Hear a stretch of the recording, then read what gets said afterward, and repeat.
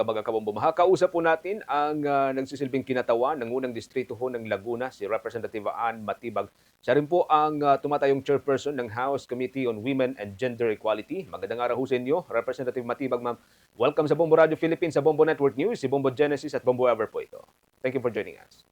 Magandang araw po, Bobo Radyo. Thank And you for happy Women's Month to all. Happy Women's Month, Representative Matibag, ma'am. Thank you for joining us sa Bombo Radio Philippines. Tayo po'y live na napapanood at napapakinggan sa ating 32 stations nationwide. Lately, Representative Matibag, ma'am, mariin po ninyong kinukundina no? Yung degrading at misogynistic remarks ni Attorney Ferdinand Topacio laban kay Gabriela Representative Sara Elago. Ano po ang pwede hong hakbang ng inyo pong pagiging kinatawan sa Kongreso laban ho sa mga ito? Kasama na rin po yung naunang pahayag nitong si Representative Bong Suntay lately. Ma'am. Well, kinukondema namin ang anumang pahayag ng pagpapababa sa dignidad ng kababaihan. So, the statements that may demean and degrade the dignity of women, talagang hindi namin ito papayagan. Lalo na it happened in the halls of Congress.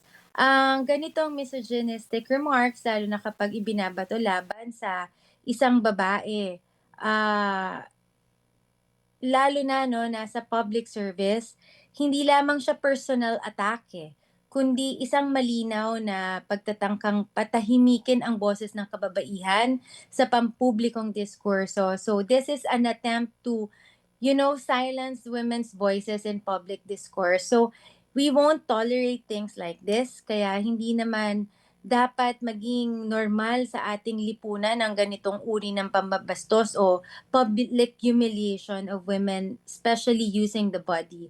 So dahil ang nagsabi nito ay isang miyembro ng legal profession, nananawagan tayo sa Integrated Bar of the Philippines at sa Supreme Court na tingnan ang bagay na ito. Actually, in my committee, we have a lot of stakeholders sa lahat ng mga aspeto, no? So lumapit na po sa amin ang mga ibang abogado, ang ibang miyembro, ang ibang organisasyon, and we encourage them to really do the process that is necessary for it. So, anuman ang ating political differences, may hangganan ang discourse. So, there must always be boundaries in public discourse. Kaya hindi kailanman katanggap-tanggap ang pagdemean ng dignity ng isang kababaihan. Representative Suntay, ma'am, meron na pong ethics complaint laban po sa kanya, kaugnay po nung kanyang naunang remarks against kay Ann Curtis. Ano po yung situation or yung status nito ngayon? Well, it is already referred to the House Committee on Ethics and Privileges, no? So it is expected that they will follow due process. As I said, ang ating chairperson JC Abalos is actually one of the co-authors of the amendments of Safe Spaces Act. Kaya this means to be having a fair and proper procedure in evaluating the complaint upang matiyak natin at magiging patas ang the way that this case will be resolved. Mm. Pero, as I said, our principle is very clear for the women legislators that yung mga mambabatas ay inaasahang magpakita ng highest standard of conduct, lalo na pagdating sa paggalang sa kababaihan. At incidents like this, dapat seryosong tinutugunan nating mga miyembro sa House of Representatives para mapakita natin na ang Congress ay does not tolerate misogyny and discrimination against women. Gaano ho ba kahalaga na ito ho'y matugunan o maaksiyunan po ng mababang kapulungan, Representative Matibag, ma'am? Kasi may ilan na ewan ko, parang binabalewala lamang yung ganitong mga remarks, mga pahayag. Of course, calling for the mas malawak pa na education sa publiko sana natin. Ngayon, sa part po ng lower house, gaano po kahalaga na tignan po ito or imbestigahan po ito, ganitong mga remarks? Well, not only talking as a representative or mambabatas, but also a mother, a nanay ng dalawa kong babaeng anak, 'no. So, napakahalaga na agad itong maresolba dahil hindi lamang ito, simpleng discourse or usapin ng personal na asal.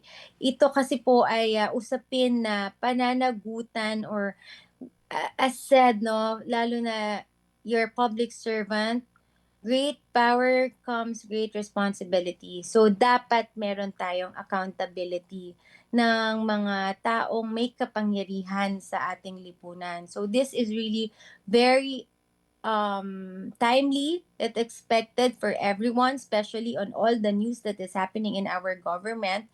So kapag ang isang mambabatas ay gumamit ng sexist or misogynistic remarks, hindi lang sa isang babae ang tinatamaan, kundi yung dignidad ng pangkalahatan ng kababaihan.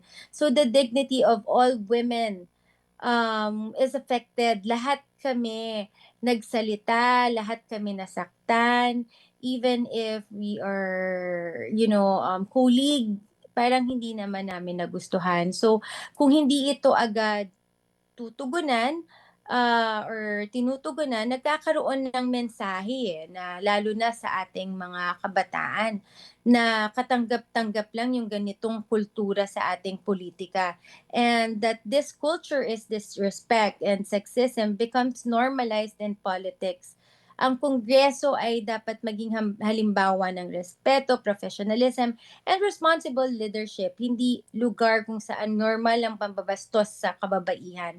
So ito po yung gusto nating ipaglaban ngayon at ito po yung gusto nating iwasto. We have to make a barrier to make an end on this, and we want to have a culture of all respect, and especially in protecting the rights of the women and children. Over with your questions kay Representative Matibag. Alright, just to follow up lamang po, Representative, kung mapapatunayan po may paglabag sa ethics rules, ano po yung posibleng parusa po na maaring ipataw?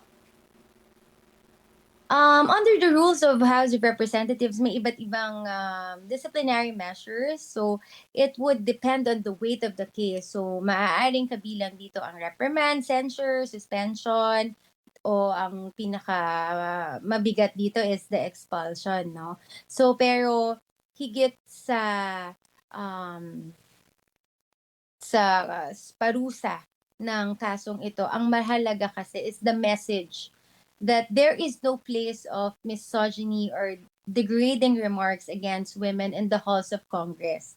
At sino mang lalabag sa pamantayang ito ay talaga namang dapat managot and must be held accountable. And as a chairperson of the Committee on Women and Gender Equality, I will make sure that this will entail a fair process. And katuwang na po natin ang ating Committee on Ethics and Privileges, and we are hoping that they will have a fair and good conduct, all in due process po, ang ating pong tinitignan sa aspeto na ito. Alright, Representative Matipag, as of now po, kayo po ay nasa New York City para dumalo po sa ika-70 na session ng United Nations Commission on the Status of Women. Ano po yung pangunahin pong layunin ng Pilipinas sa paglahok po dyan sa natura pong event po dyan? So the Philippines has been a long-standing participant po dito sa UN for the Commission on Status of Women, and it's our country is leading advocates for gender equality. So we are known for it. So sa CSW, sa Commission on the Status of Women 70 this year, layunin po natin na ipakita na ang ating mga polisiya mula sa Magna Carta of Women hanggang sa mga batas laban sa karahasan or discrimination ay patuloy nating pinapalakas. We have been participating this even on the 19th Congress, and I am very happy to witness na talagang marami tayong natutulungan na ibang countries na they are benchmarking our policies and our laws. So kasama dito sa panukalang batas na aming pong binibigay or we are sharing is the technology facilitated violence against women and their children. And very timely itong nangyari na ito, no? Amendments sa Safe Spaces Act at mga hakbang upang palakas ang mga women's political participation and leadership in politics, the VAUP, the violence against women in politics. So kasabay also nito ang mahalaga ring makibahagi sa global discussions on gender equality upang matiyak na hindi humihina ang laban natin para sa karapatan ng kababaihan. And finally po, paano po ba makakatulong yung mga napag-usapan po dyan sa pulong na yan upang higit pa pong mapalakas po yung karapatan at oportunidad din po ng mga kababaihan, lalo na po dito sa Pilipinas? Well, the discussions here, even the years back, no, has been very valuable insights and the global best practices mula sa iba't ibang bansa na participants din ng UNCSW 70. So, for me, I can really think that makakatulong ito sa pagpapalakas ng mga policies natin against gender-based violence sa pagpapalawak ng opportunities and education, employment, and leadership for women, and to make sure that equal voice of women in decision-making processes. So, higit sa lahat, no, pinapaalala nito na ang gender equality ay hindi lamang usapin sa internal forums. Ito ay in our daily experience, in our day-to-day activities. This is a fight and a daily struggle to challenge misogyny, discrimination, and the culture of disrespect toward women and children, kahit sa ating sariling politika. At ngayon ay nakikita natin, that is why kami pong mga delegates na nandito ngayon kasama ang ating Presidente Bongbong Marcos. Dumating na rin po siya dito sa New York. And we had a briefing na rin po sa ating pong mission and sa ating pong consulate and embassy dito po sa New York. And we are very ready for tomorrow. At sana po ay mabigyan ko po kayo ng updates after po nitong aming pong seminar dito po sa United Nations. Po, Happy Women's Month po sa inyo, Representative Matibag. Happy Women's Month to all at maraming salamat po sa inyo, Bombo Radyo. More power and God bless. Okay. Thank you so much for joining us, Representative Ann Matibag. Ingat po kayo, ma'am.